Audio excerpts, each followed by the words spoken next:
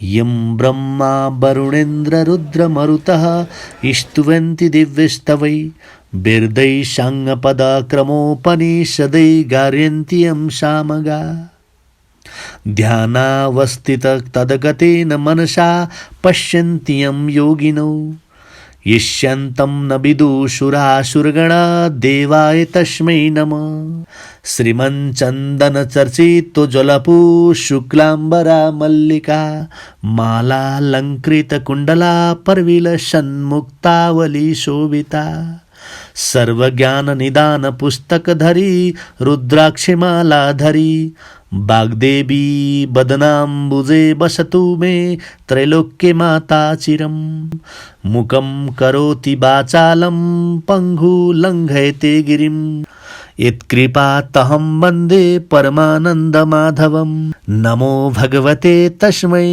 व्यासायामिततेजसे यस्य प्रसादादेक्ष्यामि नारायण कथामिमां नारायणं नमस्कृतं नरं चैव नरोत्तमं देवीं सरस्वतीं व्यासं ततो जयमुदीरयेत।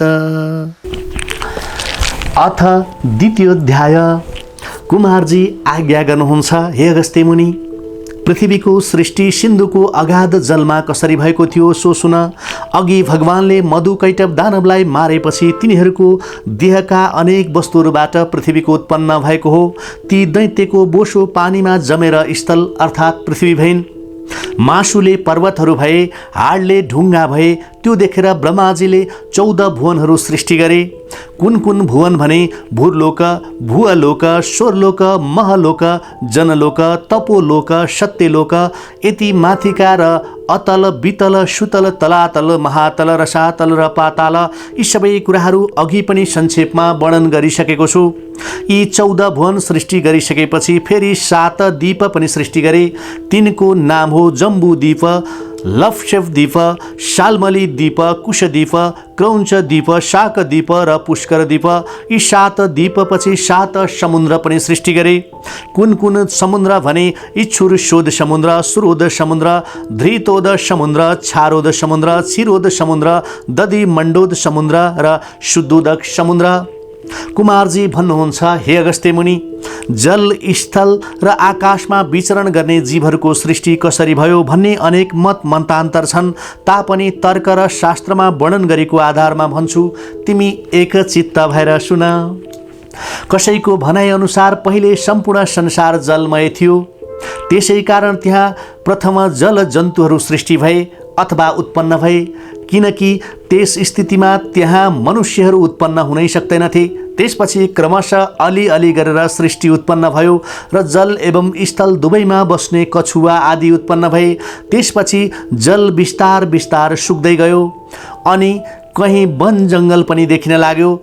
त्यहाँ हिलोमा पौडने, हिलैमा आहाल बस्ने र वन एवं जङ्गलमा चर्ने तथा जङ्गलमै निवास गर्ने बनेल आदि उत्पन्न भए।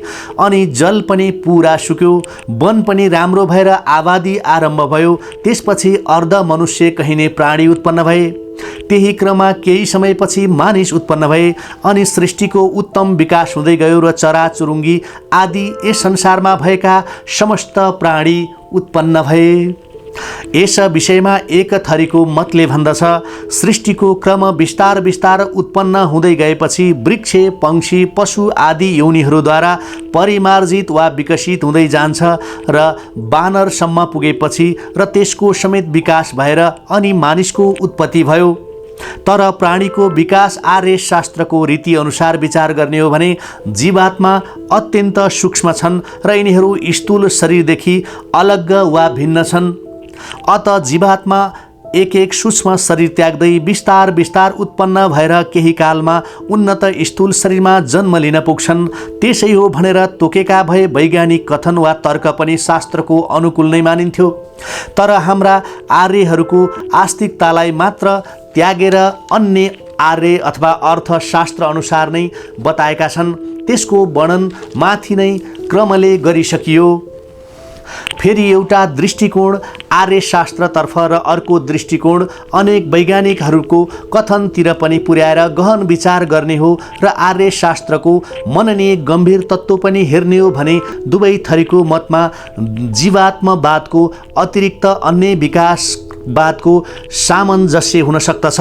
तर त्यस अवतारहरू सृष्टिको विकासका रूपक हुन् भन्ने तर्क वा कल्पना केही गरे पनि सत्य हुन सक्दैन, किनकि अण्डजको क्रमले यो सम्पूर्ण सृष्टिको विकास भएको होइन, बरु स्थावर वृक्षादिको क्रमले सृष्टिको विकास भएको हो भन्ने तर्क मात्र सकिन्छ।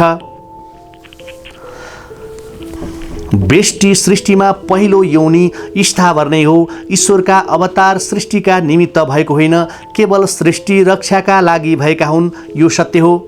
अत ईश्वरका अवतार रहस्यको मिलन सृष्टि विकाससित मिलाई अवतारको रहस्य बिगार्ने उद्योग वा चेष्टा गर्नु एउटा विकराल तर्क वा ताण्डव देखाउनु मात्र हो। अनेक शास्त्रहरूमा सृष्टिको क्रम अथवा गतिविधि कुमालेको चक्र घुमे जस्तै छ भन्ने तथ्य बताइसक्यो। अत त्यस चक्रको आधा भाग तल र आधा भाग माथि भइरहन्छ। ठिक त्यसै गरी सृष्टि चक्रको पनि दुई भाग छन्, एउटा बेष्टि सृष्टि र अर्को समष्टि सृष्टि वा ब्रह्माण्ड सृष्टि अथवा सामूहिक सृष्टि। त्यसमा पनि बेष्टि सृष्टि तमो गुणबाट सत्व गुणतिर लम्कँदै जान्छ, अर्को समष्टि सृष्टि चाहिँ सत्व गुणबाट तमो गुणतिर उत्रँदै जान्छ। यी समष्टि र बेष्टिको प्रभाव मध्ये आर्य जातिका महर्षिहरूलाई ती दुवै प्रभावको आस्तिकतापूर्ण ज्ञान प्राप्त थियो, तर पश्चिमका विद्वानहरूलाई केवल नास्तिकतायुक्त बेष्टि सृष्टिको मात्र कुनै कुनै सृष्टिमा सामान्य ज्ञान रहेछ भन्न करै लाग्यो, किनकि अनेक पुराणहरूमा पिण्ड सृष्टि अथवा बेष्टि सृष्टिमा जीवादिको सृष्टिको मात्र कुनै कुनै सृष्टिमा सामान्य ज्ञान रहेछ भन्न करै लाग्यो, किनकि अनेक पुराणहरूमा पिण्ड सृष्टि अथवा बेष्टि सृष्टिमा जीवादिको सृष्टिको वेग उद्भिज अर्थात् वनस्पति घाँसपातदेखि सोधे गज अण्डज र जरायुष युगसम्म पुग्दछ भन्ने उल्लेख पाइन्छ। समुद्रका प्रत्येक तरङ्गमा सूर्यको छाया प्रतिबिम्ब परे जस्तै प्रकृति देवीका त्रिगुण तरङ्गमा ईश्वर रूपी सूर्यका प्रतिबिम्ब रूपी जीवहरूको सृष्टि हुनु स्वाभाविक छ र बराबर भइरहन्छ पनि।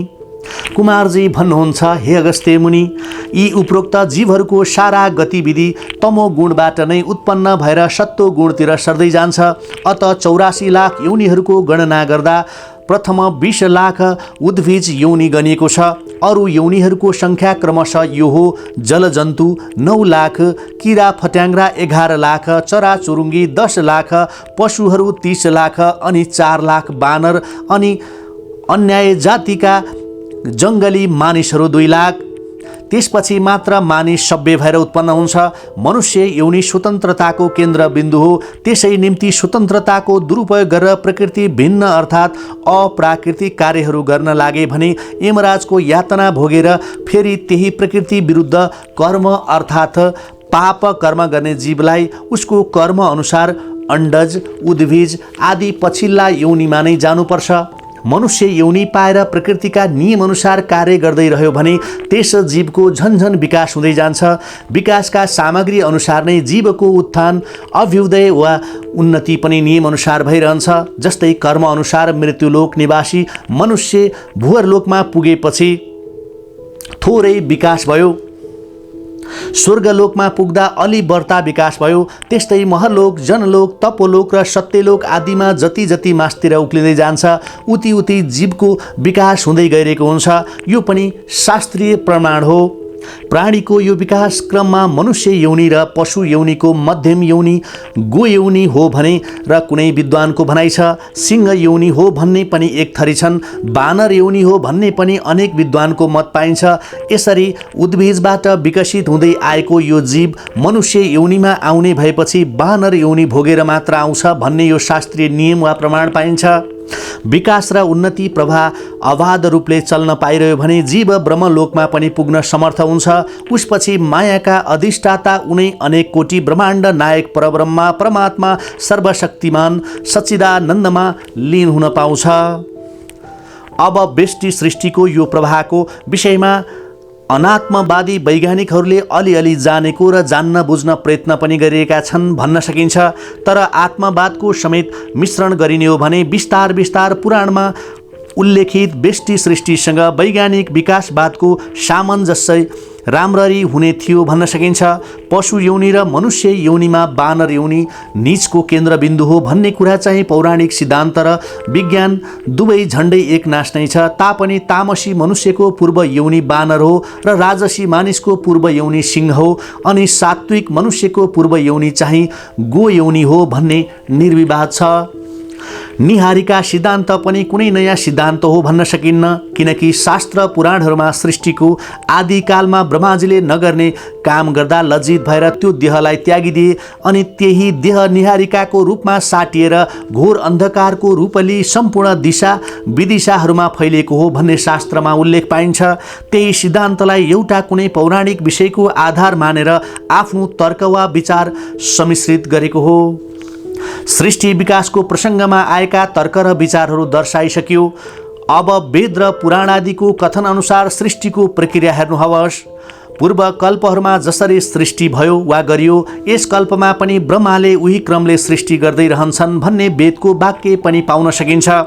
कुमारजी आज्ञा गर्नुहुन्छ, हे अगस्त्य मुनि, सम्पूर्ण विश्वकी जननी प्रकृति देवी अनन्त कोटि ब्रह्माण्ड नायक सच्चिदानन्दकै इच्छा अनुसार उत्पन्न भएकी हुन्। ती विभिन्न स्वरूपकी छन्। तिनै प्रकृतिलाई माया पनि भन्दछन्। प्रकृतिलाई प्रेरणा दिने परब्रह्म परमात्मालाई माई भन्दछन्। तिनै प्रकृतिलाई माई शक्ति पनि मान्दछन्। उनै परब्रह्म परमात्मा सर्वशक्तिमान पनि कहिन्छन्। तिनै शक्ति र शक्तिमान अर्थात् माया र माईद्वारा उत्पन्न भएका असङ्ख्य प्राणीहरूले सम्पूर्ण संसार नै भरिएको छ। उनैद्वारा पृथ्वी, जल, तेज, वायु र आकाश तथा कर्मेन्द्रिय, अन्तस्करण र पञ्च प्राण उत्पन्न भए। स्थावर, जङ्गम, पशु, पक्षी र मनुष्यहरू तथा देवता र दानवहरू पनि उनैबाट उत्पन्न भएका हुन्। पृथ्वीवादी महातत्त्वदेखि महाभूतसम्म र ब्राह्मण ब्रह्मादेखि तीर्ण पर्यन्त सारा प्राणी यो ब्रह्माण्ड सृष्टि हुँदा कसरी र कुन आधारमा सृष्टि हुन्छ भन्ने विषयमा वेदले निर्णय गरेको छ। पूर्व कल्पमा जसरी सृष्टि भएथ्यो, यो कल्पमा पनि उस्तै प्रकारले ब्रह्माजीले सृष्टि गर्दछन्। कुमारजी आज्ञा गर्नुहुन्छ, हे अगस्त्य मुनि, तिमी एकचित्त भएर सुन। अब म 14 मनुहरूको विषयमा केही वर्णन गर्छु। ब्रह्माजीका दिनमा सृष्टि र रात्रिमा प्रलय हुन्छ भन्ने वर्णन पहिले गरिसक्यो। अब ब्रह्माजीको सृष्टिकाल अर्थात् दिनमा वा सृष्टिकल्पमा स्वर्गका अधिष्ठाता 14 मनु बदलिन्छन्। त्यस्तै मानव जगतका अधिष्ठाता मनु पनि 14 नै हुन्छन्। ज्ञान जगतका सञ्चालक अन्तरिक्षमा रहने सप्त ऋषिहरू पनि 14 नै मानिएका छन्। मनुहरूमा सबैभन्दा प्रथम स्वयम्भुव मनु हुन्। त्यसै बेला स्वर्गका अधिष्ठाता इन्द्र यज्ञ हुन्। अन्तरिक्ष जगतका ज्ञानको सत्ता आफ्नो अधीन राख्ने सप्त ऋषिहरू मरीचि, अत्रि, अंगिरा, पुलस्ते, पुलह, क्रतु र वशिष्ठ यी 7 महर्षिहरू थिए। यो मानव जगतका सञ्चालक राजा स्वयम्भुव मनुकै पुत्र प्रियव्रत र उत्तानपाद थिए। यज्ञ पुरुषबाट उत्पन्न 12 जना याम नामले प्रसिद्ध देवता त्यसबेला स्वर्गका स्वामी थिए। त्यसपछि स्वारोचिस नामका दोस्रा मनुज भएका थिए। विपश्चित नामका इन्द्र थिए। पारावत र तुषित आदि देवगण थिए। ऊर्ज, स्तब्ध, प्राण, वात, वृषभ, निरय र पारिवान यी सप्तऋषि थिए। चैत्र, किङ पुरुष आदि मनुका पुत्र थिए। यी यसै भूमिमा चक्रवर्ती राजा भएका थिए। त्यसपछि उत्तम नामका तेस्रा मनु भए। त्यस बखत सुशान्ति नामका इन्द्र थिए। अनि सुधाम, सत्य, जय, पर्तर्धन र वशवर्ती यी 5 मा प्रत्येकका 12 समूह भएका देवताहरू थिए।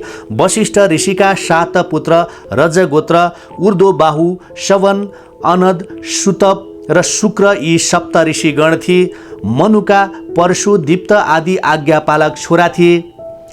अनि तामस नामका 4था मनु भएका थिए। त्यसबेला स्वर्गमा शिवी इन्द्र भएका थिए।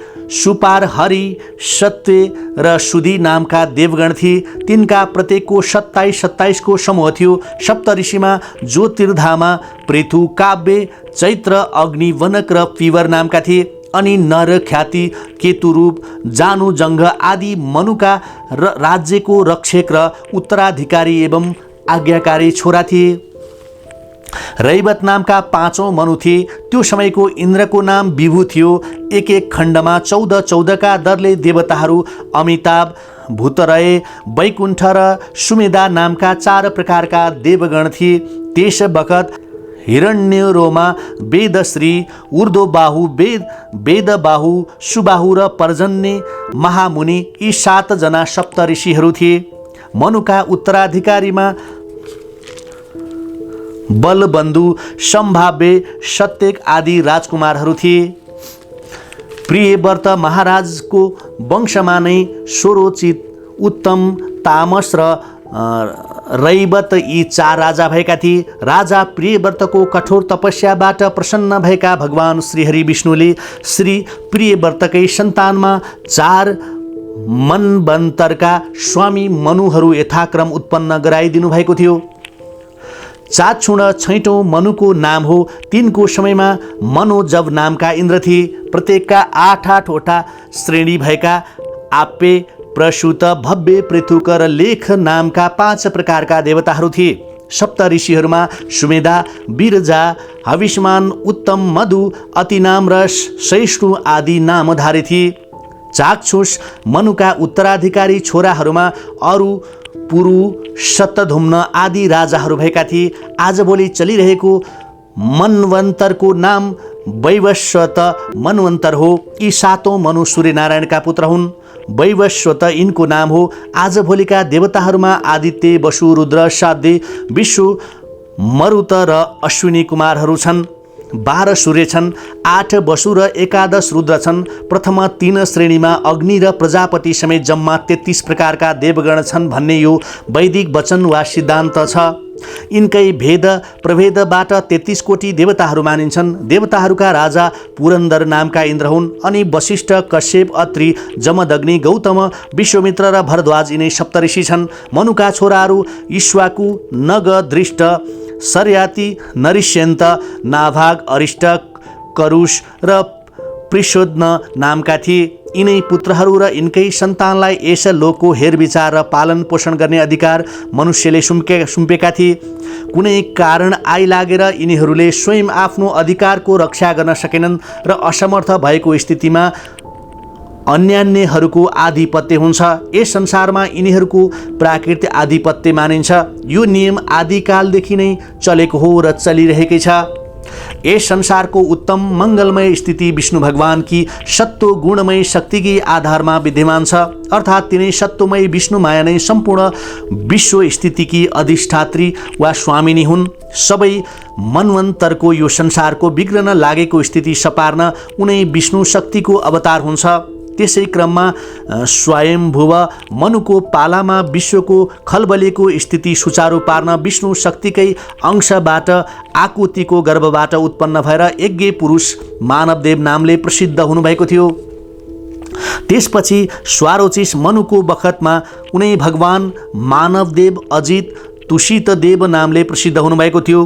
तुषित देवगणका साथै तुषिताबाट गर्भबाट उत्पन्न हुनुभएको थियो। तुषिताका गर्भबाट उत्पन्न हुनुभएको थियो। दर्शकवृन्द, तिनै तुषित देव उत्तम मनुका समयमा सत्व गण देवताहरूका साथै सत्या देवीका गर्भबाट उत्पन्न हुनुभयो। त्यस समय उहाँको नाम सत्य भनेर संसारमा प्रसिद्ध भयो। अनि चौथो तामस मनवन्तरमा उनी भगवान हरि नामका देवगणका साथै हर्या देवीको गर्भबाट उत्पन्न भएर हरि यस नामले विख्यात हुनुभयो। अनि पाँचौं रैवत मनवन्तरमा त्यस समयका रैवत देवगणका साथै सम्भूति देवीका गर्भबाट उनी हरि भगवान उत्पन्न हुनुभयो। तर यसपाला उहाँ मानस नामले विख्यात हुनुभयो। त्यसपछि चाक्षुष नामका 6औं मनुको समयमा उनै मानसदेव वैकुण्ठ नामका देवगणका साथ विकुण्ठा देवीको गर्भबाट उत्पन्न हुनुभयो। अत उहाँको नाम पनि वैकुण्ठ रहन गयो। यति वर्णन बितिसकेको मनवन्तरको भनिसकियो। अब चलिरहेको वर्तमान मनवन्तरको अर्थात् 7औं वैवस्वत मनुको समयमा भगवान कश्यपद्वारा अदितिको गर्भबाट आदित्यादि देवताहरूका साथ वामन रूपमा अवतार धारण गर्नुभयो। उहाँको नाम पनि वामन नै रहन गयो। जुन वामन भगवानले केवल 3 पाइला चरणले तिनै भुवनको साम्राज्य असुरराज बलिबाट आफ्नो अधिकारमा गराई निष्कण्टक तुल्याएर पुरन्दर नामका त्यस बखतका इन्द्रलाई सुम्पिदिनुभयो। यस समयका मनु वैवस्वत हुन् भन्ने माथि नै वर्णन भइसक्यो। यिनको शेषपछि सावणी नामका मनुकोशैमा चैत्र वंशमा उत्पन्न भएका सुरथ नामका राजा थिए। शत्रुको वशमा गइसकेको राज्य त्यागेर भाग्दै जङ्गलमा पुगी सुमेधा नामक विज्ञ ऋषिको उपदेशद्वारा महाशक्तिको तपस्या र आराधना गरेर भगवतीको दया कृपाबाट गइसकेको राज्य पुनः पाएर आगामी समयमा मन्वन्तरको पद प्राप्त गर्ने वर पाएका थिए। तिनै सुरथ नामका राजा सूर्यका पुत्र भएर सावणी नामले प्रख्यात 8औं मनु हुनेछन्। ती सावणीका समयमा सुतप अमिताभ नामका मुख्य देवता हुनेछन्। ती एक एकमा 20-20 देवताहरूको श्रेणी रहनेछ। त्यस समयमा व्यास, दीप्तिमान, गालव, राम, कृप, अश्वत्थामा र ऋष्यरिङ्ग सप्तऋषि हुनेछन्। वामन भगवानलाई तिनै पाउमा तिनै लोक दान दिएर आफू पातालमा गएर बसेका विरोचनका सुपुत्र बलि भगवान वामनका कृपाले स्वर्गमा इन्द्र भएर बस्नेछन्। त्यस समयमा मनुपुत्र बिरजा, उर्वरी, वान, निर्मोक आदि हुनेछन्। पछि यिनैका सम्पूर्ण भूमण्डलका एक छत्र सम्राट पनि बन्नेछन्। त्यसपछि नवौं मनु दक्ष सावणी हुनेछन्। एक एक श्रेणीमा 12-12 देवगण भएका पार, मरीचि, गर्भ, सुधर्मा नामक 3 प्रकारका देवता हुनेछन्। ती देवताहरू स्वामी वा राजा इन्द्रको नाम अद्भुत हुनेछ। त्यस समय शवन, धुतिमान, भव्य, वसु, मेघातिथि, ज्योतिष्मान र सत्य नाम भएका सप्तऋषि हुनेछन्। मनुका पुत्र धृतकेतु, दीप्तिकेतु, पञ्चहस्त, निरामय र पृथुश्रवा आदि हुनेछन्। यिनीहरू मानव साम्राज्यका संरक्षक र उत्तराधिकारी हुनेछन्।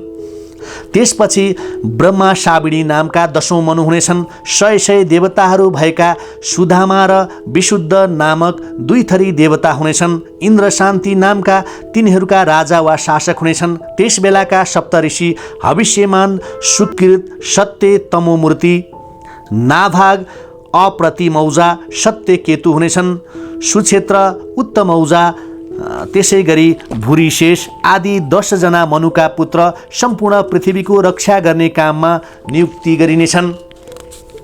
त्यसपछि धर्म साविणी नामका 11औं मनु हुनेछन्। प्रत्येक देवगणका 30 गणदेवता हुनेछन्।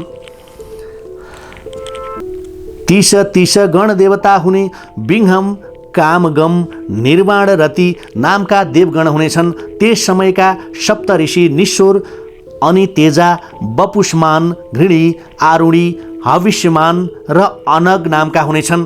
ती धर्म साविणीका पुत्र अर्थात् मनुका पुत्र मानव राज्यकारी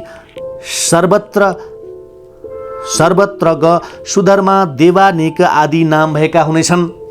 त्यसपछि रुद्र साविणी नामका 12औं मनु हुनेछन्। तिनको शयमा ऋतुधामा नामका राजा नै स्वर्गमा इन्द्र हुनेछन्। हरित, रोहित, सुमनस, सुकर्म, सुरय आदि नामका 5 प्रकारका अनेक गणसहितका देवता हुनेछन्। सप्तऋषिहरूमा तपस्वी, सुतपा, तपोमूर्ति, तपोरति, तपोधृति, तपोधुति र तपोधन नामका भएका हुनेछन्। देववान, उपदेव, देवश्रेष्ठ आदि नाम भएका मनुका छोराहरू त्यस समयका चक्रवर्ती सम्राट हुनेछन्। त्यसपछि रुचि नामका 13औं मनु हुनेछन्। ती मनुको शयमा एक समूहमा 33 देवताहरू भएका सुमात्रा, सुकर्मा, सुधर्मा नाम हुने 3 प्रकारका देवता प्रधान हुनेछन्। स्वर्गका इन्द्रको नाम दिवस्पति हुनेछ। सप्तऋषि चाहिँ निर्भय, तत्त्वदर्शी, निष्कम्प, निरुत्सुक, धृतिमान, अव्यय र सुतप नामका हुनेछन्। रुचि मनुका छोराहरू चित्रसेन, विचित्र आदि त्यस समयका मानवहरूको राज्यका संरक्षक र उत्तराधिकारी हुनेछन्। त्यसपछिका 14औं मनुको नाम भौम होला। ती भौमका समयमा स्वर्गका राजा सूची नामले विख्यात हुनेछन्। चाक्षुष, पवित्र, कनिष्ठ, भ्राजिक, बाचा, वृद्ध नामका 5 देवताहरू हुनेछन्। सप्त ऋषिहरू अग्नि, बाहु, सूची, शुक्र, मगध, अग्निद्र, युत्र र जित नामका हुनेछन्। अनि उरु र गम्भीर आदि मनुका छोराहरूले पृथ्वीको पालन र संरक्षण गर्ने सुयोग्य सम्राट रहनेछन्।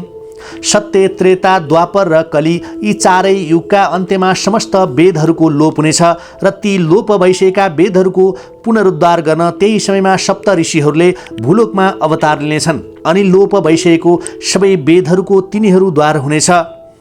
प्रत्येक चारै युगमा आरम्भमा वा प्रत्येक सत्य युगको प्रारम्भमा स्मृति शास्त्रको निर्माण गर्न मनुको अवतार हुन्छ।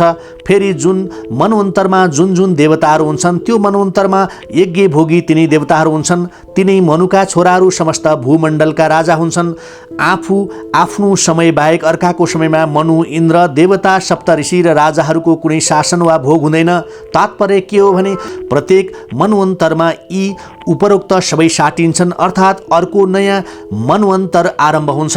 यसै क्रमले 14 मनवन्तर बदलिँदा 1000 दिव्य वर्ष बितिसक्दछ। त्यही दिव्य 1000 वर्षको नै एक कल्प हुन्छ। त्यही ब्रह्माको दिन हो अनि रात परेपछि ब्रह्मा आनन्दले विश्राम गर्छन् अर्थात् निदाउँछन्। ब्रह्माको रात र दिनको समान प्रमाण कहिएको छ। फेरि दिव्य 1000 वर्ष जति समय थियो वा बित्यो त्यति नै समय ब्रह्माजीको रातमा पनि व्यतीत हुन्छ भन्ने प्रमाण पाइन्छ। रात्रि बितेर ब्रह्माजी जागा भएपछि सृष्टि गर्ने काम पहिलेको जस्तै त्यो नवीन सृष्टिमा पनि उनले गर्ने नै पर्दछ। फेरि सृष्टि गर्दा नारायण भगवान रजो मूर्ति धारण गर्नुहुन्छ। मनु राजा, सप्तर्षि, देवता, इन्द्र, स्वर्गादि संसारको स्थिति र पालन गर्ने केवल ईश्वरका अंश मात्र हुन्। विश्वको रक्षा चाहिँ सत्वगुण सम्पन्न नारायण भगवानले गर्नुहुन्छ। सत्य, त्रेता, द्वापर र कली चारै युगमा संसारका स्थितिको मर्यादा पालन गर्न वा गराउन प्रथम सत्ययुगमा कपिल आदि विशिष्ट ज्ञानीको रूपमा अवतार धारण गरेर सांख्य आदि ज्ञानको विस्तार गर्न उनी भगवानद्वारा गरिन्छ। त्यसपछि त्रेतामा चक्रवर्ती सम्राटको रूपमा अवतार धारण गरेर संसारका पापी दुष्टहरूको संहार र दमन गर्दै तिनै लोकको रक्षा उनी ईश्वरद्वारा गरिन्छ। अनि द्वापर युगमा व्यासको रूपमा उनी नारायण भगवानले यो विश्वमा अवतार लिएर एउटा वेदलाई 4 भाग लगाई त्यसमा पनि अनेकानेक शाखा विभाजन गरेर संसारको स्थिति र सन्तुलित र सुरक्षित राख्नुहुन्छ। त्यसपछि कलियुगमा कलीको बढ्ता प्रभावले अनाचारी, दुराचारी, वितण्डावादमा गाडिएका प्रजाहरूलाई सदाचारी र सत्मार्गगामी तुल्याउन उनी नारायण भगवानले कल्की अवतार धारण गरेर धरामा आउनुहुन्छ। यसै गरी प्रत्येक युगमा नारायण विष्णु भगवानको सात्विक रूप संसारको स्थिति सन्तुलन राख्नुहुन्छ। त्यसपछि जब संहारको अवसर प्राप्त हुन्छ तब उनी ईश्वरको तामस स्वरूप शेषजी वा अनन्तद्वारा सम्पूर्ण विश्वको संहार गरिन्छ। प्रलयको स्थिति भगवानले तामसी रूप अर्थात् अनन्त रूप धारण गर्नुहुन्छ। सम्पूर्ण जगतमा ज्ञानको सत्य रूप प्रकट गर्ने केवल वेद मानिन्छ। त्यो वेद दुरूह र दुर्बोध बुझ्न नसकिने हुनाले प्रत्येकको अभ्यास गरेर कलियुगी आचारका अभ्यास नगरेको बुद्धि मन्द अथवा थोरै आयुका ससाना संस्कार आदि कर्मबाट पनि परिचित नभएका व्यक्तिहरूलाई ज्ञान लाभ प्राप्त गर्न कठिन पर्ने हुनाले त्यो सजिलो होस् भन्ने दृष्टिले कलियुगको पहिले द्वापरमा नै वेदव्यासले वेदको विभाग गरेर साना साना भागमा अलग पारिदिनुहुन्छ। यसरी वेदको विभाजन गर्ने व्यक्तिलाई वेदव्यास भन्छन्। यस कल्पमा आजसम्म जम्मा 28 व्यास बितिसके। तिनीहरूको नाम म तपाईलाई बताउँछु। स्वयम्भू, प्रजापति, उनसा, बृहस्पति, सूर्य, मृत्यु, इन्द्र, वशिष्ठ, सारस्वत, तिग्धमा, तिशिक, त्रिशिक, भरद्वाज, अन्तरिक्षे, वणि, त्रज्ञारूढी, धनञ्जय, ऋतुञ्जय, जय, भरद्वाज, गौतम, हर्यात्मा, ब्राजसर्वा, तृणबिन्दु, वाल्मीकि, शक्ति, पराशर, जातुकर्णी, श्रीकृष्ण द्वैपायन व्यास इति श्रीस्कन्द पुराणे केदारखण्डे माघ महात्म्ये कुमारगस्ते संवादे श्री स्वस्तानी परमेश्वरी व्रतकथायां भुवन इंद्र चतुर्दश मन्वन्तरादि वर्णन नाम द्वितीयोध्याय। श्री स्वस्तानी परमेश्वरीले हजुरको कल्याण गरून्। उपनयतु मंगलम ओ सकल जगन मंगलालय श्रीमान दिनकर किरण निबोधित नवनलिन दल निवेक्षण कृष्ण काले वर्षतु पर्जन्ये पृथिवी शस्यशालिनी देशोष्यं क्षुवरहितो ब्राह्मणा सन्तु निर्भया अपुत्राः पुत्रिणः सन्तु पुत्रिणः सन्तु पौत्रिणः निर्धनाः सधनाः सन्तु जीवन्तु शरदां शतम् तत्रैव गंगा यमुना च तत्र गोदावरी सिंधु सरस्वती च तीर्थानि सर्वाणि वसन्ति तत्र यत्राच्युतद्वार कथा प्रसंगः या कुन्देन्दु तुषारहार धवला या शुभ्रवस्त्रावृता या वीणा वरदण्डमण्डितकरा या श्वेत पद्मासना या ब्रह्माच्युत शंकर प्रवृत्ति भीर्देवैः सदा वन्दिता सा मां पातु सरस्वती भगवती निशेषजाड्यापहा कायेन वाचा मनसेन्द्रियैर्वा बुद्धयात्मना वा प्रकृति स्वभावात् करोमि यदत् सकलं परस्मै नारायणायति समर्पये ततः। श्री सुष्टानी परमेश्वरी की, श्री सुष्टानी परमेश्वरी की जय।